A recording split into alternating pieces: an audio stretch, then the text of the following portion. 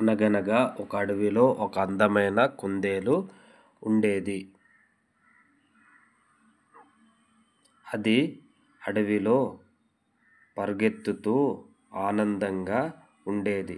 అయితే ఒకరోజు కుందేలుకు ఆకలి వేయసాగింది.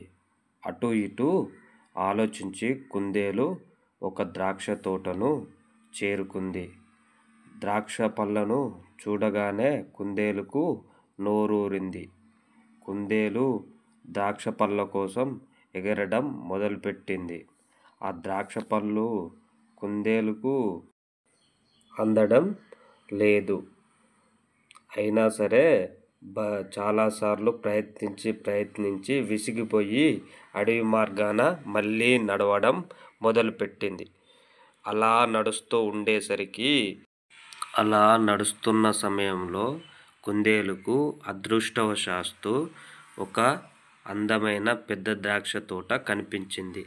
కుందేలు మళ్ళీ ఎగరడం మొదలుపెట్టింది. ఇవి కూడా కుందేలుకు అందలేదు.